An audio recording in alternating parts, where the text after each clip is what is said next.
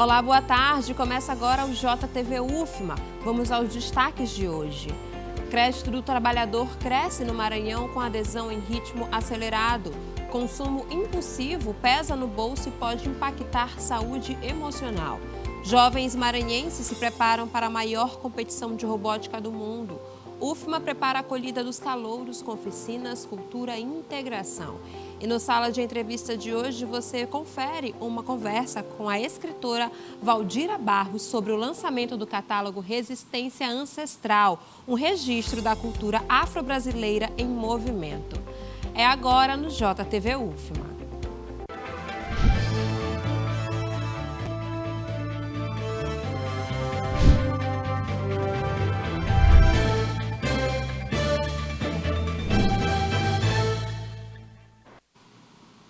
Terça-feira, 8 de abril, e a gente começa o JTV UFMA de hoje com um giro de notícias. Um motorista de ônibus foi agredido após um grupo de criminosos realizar um assalto na Avenida dos Franceses, no bairro da Alemanha, na tarde desta segunda-feira. De acordo com as vítimas, pelo menos 5 homens renderam os passageiros e anunciaram o assalto.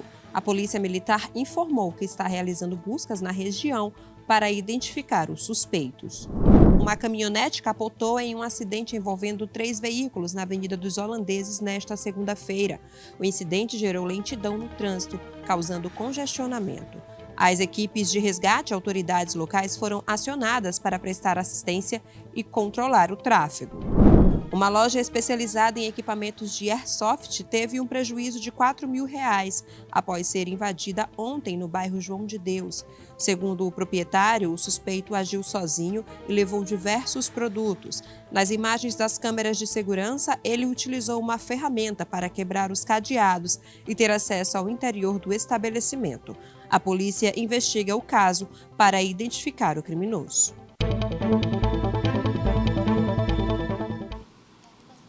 E para quem ainda não declarou o imposto de renda, a gente lembra que desde a semana passada está disponível a versão pré-preenchida, que facilita o envio, reduz erros e ainda garante prioridade na restituição. O repórter Robert Oliveira tem mais detalhes. Olá, boa tarde a você, aqui nos acompanha também pelo JTV UFMA. Olha só, com o fim da greve dos auditores fiscais da Receita Federal, essas informações vão poder ser consultadas e extraídas de forma mais completa. Mas o que é a declaração pré-preenchida do imposto de renda?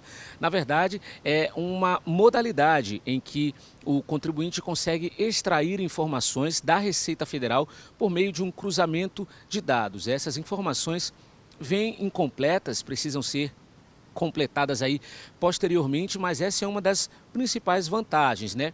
Ela acelera o processo de reunião dessas informações do imposto de renda.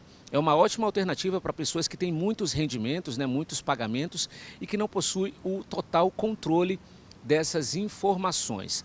E além dessa vantagem, né, da aceleração, quais são as outras vantagens? Também a prioridade na hora de receber a restituição, além do acesso a informações recebidas de várias fontes distintas e também diminui aí as inconsistências durante o preenchimento e conferência da declaração de ajuste anual. De que forma os contribuintes podem realizar essa consulta, né? Por meio do aplicativo Meu Imposto de Renda e também pelo site do ECAC da Receita Federal. O link está aparecendo aqui na tela, também está aparecendo o QR Code para quem nos acompanha e que já deseja fazer essa declaração pré-preenchida. E quem que pode fazer isso, né? Quem que pode fazer essa declaração? Os contribuintes e cidadãos que possuam conta no gov.br com nível prata ou ouro de segurança. Lembrando que o prazo para declarar o imposto de renda deste ano vai até o próximo dia 30 de maio. Essas foram as informações de hoje. Voltamos ao estúdio. Obrigada, Robert. No Maranhão, a onda do crédito do trabalhador, que permite o acesso ao financiamento com condições diferenciadas, vem impulsionando uma crescente adesão por parte dos trabalhadores. A repórter Luciana Rodrigues tem mais informações.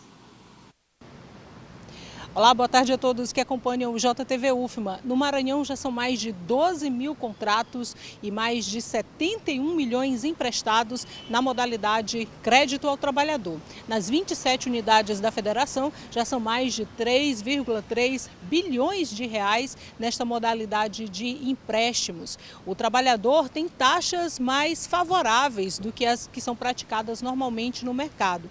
Em média, são R$6 mil de empréstimos, 17 meses para concluir o pagamento e, em média, também R$ 338.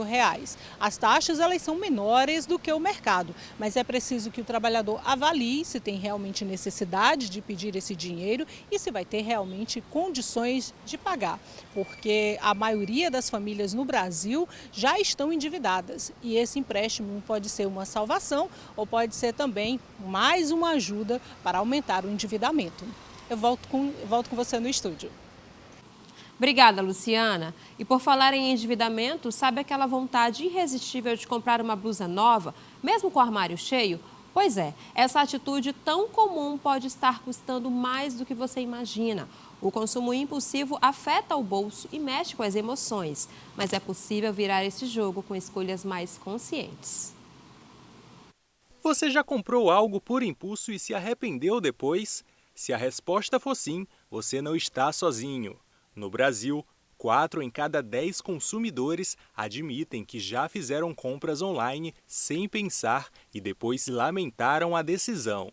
O Brasil é uma potência no mercado da moda. O país ocupa o 9º maior mercado de roupas e acessórios no mundo. E 23% dos brasileiros compram pelo menos uma peça de roupa todo mês. Mas será que essas compras são realmente necessárias? Especialistas alertam que pequenas compras frequentes podem comprometer o orçamento a longo prazo. Qualquer compra, que você faça, o ideal é que ela seja uma compra bem racional. Se houver uma frequência muito grande, isso vai acabar minando a consistência do teu orçamento, Mesmo que sejam pequenos itens pela internet, coisas baratas, mas se ela se repetir com muita regularidade e especialmente não tiver dentro do seu orçamento, da sua renda mensal, com certeza você vai acabar se descontrolando. Os números mostram que o consumo de moda movimenta o mercado, mas também pesa no bolso. Já para esta psicóloga, o consumo excessivo pode estar ligado ao emocional e o psicológico da pessoa. Emocionais como, por exemplo, a satisfação momentânea. A pessoa que faz a compra percebe que está gerando uma sensação prazerosa e, consequentemente, ela deseja repetir essa atitude. E nas questões psicológicas, como transtornos ansiosos, depressão, transtornos de humor, como a bipolaridade em fase da mania. Uma das causas de arrependimento da compra por impulso é quando essa pessoa percebe de forma palpável que a sua vida financeira está em declínio, está instável. Porém, mesmo sabendo dos prejuízos, por motivo de ser uma consequência de transtorno ou de ser um mau hábito, ela não consegue mais sair dessa situação, sendo muitas vezes até necessária uma intervenção profissional. Mas há alternativas para economizar e evitar compras impulsivas. Uma delas são os brechós, onde é possível encontrar peças de qualidade por preços acessíveis. Hoje em dia, o brechó, além dele trazer essa economia para a pessoa, que às vezes as pessoas elas acabam comprando por impulso mesmo, hoje em dia o brechó ele também ajuda essas pessoas a desapegarem aquela peça que está muito tempo parada, que você deu um valor muito alto, que você não chegou a usar, ou que você não emagreceu, aquela peça ela pode parar no brechó, então ela vai te trazer o quê? Uma rentabilidade. E a dona Raimunda sabe bem como fazer o dinheiro render. Em vez de gastar em lojas tradicionais, ela aposta nos brechós para encontrar roupas de qualidade com preço mais em conta. Eu comecei a comprar em brechó em 2016, quando eu conheci a Isa, já vendendo nas praças, nos encontros de brechós. E aí eu comecei a me interessar porque eu comecei a ver o preço, Aí comecei a me interessar. Uma peça, por exemplo, de R$25, a gente vai na loja, é R$100, é R$70, então a gente já economiza bastante, E tem mais. Uma tendência que viralizou na internet vem incentivando um consumo mais consciente. É o Project Pan, que desafia os consumidores a usarem até o fim um produto antes de comprar outro. A ideia é reduzir o desperdício e valorizar o que já temos. A regra é simples, é como se fosse uma empresa. Você tem a receita mensalmente, que é o seu salário, e você tem que encaixar nas despesas. Encaixando nas despesas, inclusive, com sobra, né? Seja evitando compras por impulso, investindo em brechós ou aderindo a hábitos mais sustentáveis, o importante é lembrar que cada escolha de consumo impacta não só o bolso, mas também o futuro financeiro e emocional de cada um. É isso aí, consciência na hora das compras. Mochilas prontas, robôs calibrados e o coração a mil. Uma equipe de jovens maranhenses está prestes a cruzar fronteiras com um novo objetivo: brilhar na competição de robótica do mundo. Por aqui, o clima é de preparação final. É a equipe Falcons nos últimos treinos antes da competição internacional de robótica, que acontece agora em abril, nos Estados Unidos. Formado por estudantes da escola SESI São Luís, o grupo que embarca para o estado americano do Texas neste mês chega ao torneio com moral. Foram classificados em primeiro lugar na competição nacional. A robótica foi um ensinamento muito importante para mim. Acho que para todos aqui, todos da equipe, é um impacto muito grande, já que a gente aprende muitas coisas novas, que a gente só viria em um ensino superior, conceitos de engenharia, programação. O resultado superou o registrado no ano anterior, quando a equipe Everest alcançou o segundo lugar, garantindo vaga na competição internacional. Por aqui, sobram boas expectativas. O que a gente está fazendo agora é melhorando o nosso robô, fazendo uma melhorias em relação nacional, aprimorando o nosso material para apresentação lá no Mundial e treinando o inglês também, que a apresentação toda vai ser em língua inglesa. Então as meninas elas estão preparadas, a gente está com grandes expectativas para poder trazer uma premiação de lá. Apesar de ser uma área tecnológica, a robótica também explora aspectos que ajudam os alunos a lidarem com questões do cotidiano. Com esse projeto, o nosso objetivo é esse: preparar eles para que eles possam vivenciar na vida real, né, situações onde eles possam resolver problemas, onde eles possam usar a programação, a engenharia, a ciência, de fato, de forma real. E isso eles vivenciam dentro desse projeto. Eles têm o contato com a ciência, com a pesquisa, eles elaboram o projeto a partir de um problema. Então, isso prepara eles para uma vida, de fato, significativa dentro da sociedade. Com uma mistura de expectativa e determinação, a equipe Falcons do SESI São Luís está pronta para deixar sua marca no cenário internacional da robótica. Boa sorte aí à equipe Falcons. A Universidade Federal do Maranhão promove essa semana em todos os campi a acolhida dos calouros do primeiro semestre de 2025.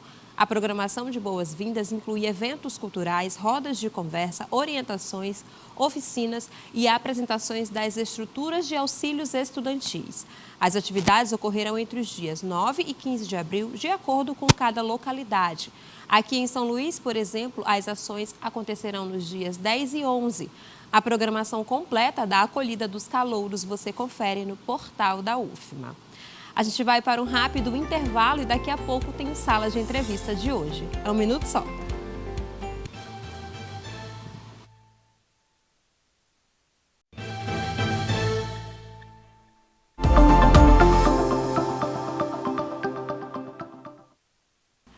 Agora é hora do Sala de Entrevista aqui no JTV UFMA e a gente fala sobre força, beleza e complexidade da cultura afro-brasileira, porque foi lançado recentemente um catálogo voltado aí à temática. Eu converso agora com Valdira Barros, ela é coautora do catálogo e traz mais informações. Valdira, é um prazer recebê-la aqui. Obrigada, prazer é nosso estar aqui falando um pouco dessa. E aí, Valdira, eu queria saber como é que a gente pode observar a importância e o objetivo desse catálogo dentro da sociedade. Bem, esse catálogo, né, ele retrata, né, um pouco da experiência do projeto Resistência Ancestral, que foi um projeto que nós viabilizamos através da Lei Federal de Incentivo à Cultura, a Lei Rouanet, né? e contou com o apoio do Instituto Cultural Vale, né? Ele tem como foco retratar a história da capoeira, né, que é uma das manifestações culturais brasileiras mais perseguidas ao longo da história. A capoeira foi a única manifestação que foi tipificada, a prática, né, foi tipificada como crime no Código Penal da República, no primeiro código. Os capoeiristas eram mandados para uma prisão. Então, nesse catálogo, a gente reflete um pouco da história da capoeira, mostrando a interligação dela com as outras manifestações de matriz africana existentes no Maranhão, né? Sobretudo o bumba meu boi, o tambor de crioula, o tambor de mina, mostrando a força das religiões de matriz africana, né? E isso é muito importante num cenário onde a gente enfrenta, né, nesse contexto, um cenário de ataque, né, às religiões o racismo também, o racismo, né? E o ataque às religiões de matriz africana. Então é um instrumento, né, de fortalecimento dessa identidade afro-brasileira. E aí a gente está falando de um trabalho bem robusto, né? O catálogo, ele reúne aí imagens, poesias, depoimentos. Eu queria saber como é que foi o processo de curadoria e de reunir todos esses elementos dentro de uma só obra. Esse processo foi assim, ele é um processo assim, que a gente pode dizer que tem uma dualidade. Por um lado foi muito gostoso, porque Sim. a gente ficava revivendo essas emoções desse espetáculo, que foi apresentado 5 vezes, né, em São Luís. A estreia foi em Fortaleza, né, no Teatro José de Alencar, que é um dos teatros mais antigos do Brasil. E a gente teve uma receptividade do público do Ceará, assim, incrível, né? O público levantou, cantou com a gente. Então, a gente ficava revivendo essas fotos. Foram mais de 3.000 fotos, né? Lá a gente contou com uma fotógrafa, que foi a Mariana Parente.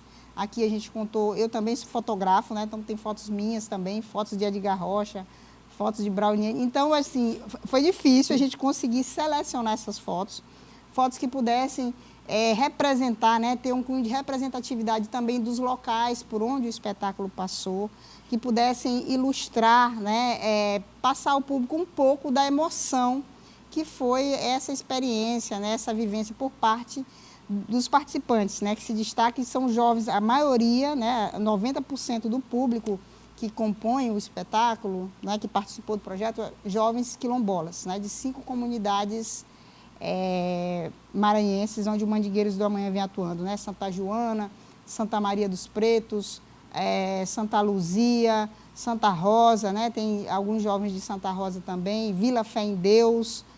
Acredito que eu citei todos aqui, Santa Joana, Santa Luzia, Santa Maria, Vila Fé em Deus e Santa Rosa, né? Então, esse jovem, o diferencial desse catálogo era tentar fazer com que todos se reconhecessem, né? Eu não queria que ninguém abrisse o catálogo e pensasse assim, meu Deus, onde é que eu estou? Não estou aqui. Então, né? de fato, eles participaram aí da construção desse catálogo. Sim, sim. A gente foram idas e vindas, né? Mostrando para as pessoas mais próximas também, para não quebrar o elemento surpresa. Foi um trabalho de um ano, é isso? Ou foi mais que isso? A produção do catálogo foi em torno de 6 meses, Sim. né? Mas o espetáculo também foram 6 meses de apresentação, né? Que a gente, assim, muito intenso. Para Fortaleza nós fomos num ônibus, né? Com 56 pessoas. Aqui no Teatro Arthur Azevedo foram 90 pessoas no palco. Bastante gente. Né? Então, sempre uma logística muito grande para a gente conseguir viabilizar esse espetáculo. Bom, ele foi viabilizado, está aqui nas nossas mãos. Eu queria saber, o pessoal de casa, né? Aonde encontrar, como adquirir? Então, esse catálogo ele vai estar disponível na sede do Mandingueiros do Amanhã, que fica na Rua Portugal, aliás, na Rua da Estrela, né? Que é esquina com a Rua Portugal, na Praia Grande. A gente tem as nossas redes sociais também, né? O Instagram do Mandingueiros do Amanhã, @Mandingueiros do Amanhã, que você pode entrar em contato. Nós também vamos fazer a entrega, né, o envio para escolas públicas, né, algumas escolas públicas de São Luís e dos quilombos também. Vamos disponibilizar para bibliotecas de universidades, aqui a Biblioteca da UFMA, a Biblioteca da UEMA, enfim. A gente produziu mais de 1.000 exemplares, né, e a ideia é que a sociedade ela possa ter acesso a esse material. E abraçar o material, que é muito importante. E usar, né? Em Exato, oficinas, né? nas escolas. Nas escolas. Né? Valdira, muito obrigada por suas explicações. A gente conversou aí sobre o catálogo Resistência Ancestral, Fortalecendo Raízes, Cultivando Sonhos. A Valdira é escritora, não é isso, Valdira? Eu queria só fazer um registro importante, que esse espetáculo ele foi concebido pelo mestre Bamba, né? Então é um sonho realizado, né? Então um sonho que nós conseguimos implementar, e ele diz sempre, né, que sonhava em levar a nossa orquestra de berimbau para os maiores teatros do Brasil, e a gente vai seguir com isso, né, porque o nosso projeto também foi aprovado na seleção Petrobras Cultural. Concorremos com mais de 30 mil projetos, e o Resistência Ancestral vai para o Rio de Janeiro, vai para Belém, vai para outras cidades do Brasil ano que vem. Parabéns, então, Valdira, por todo esse trabalho, né? Vocês aí que estão fazendo essa luta para não deixar a história morrer e para que ela não se perca. Obrigada. Muito obrigada. Eu conversei com Valdira Barros, ela é co-fundadora e co-escritora do catálogo. O nosso telejornal termina por aqui, lembrando que o JTV UFMA é de segunda a sexta-feira ao 12:30. Eu espero vocês.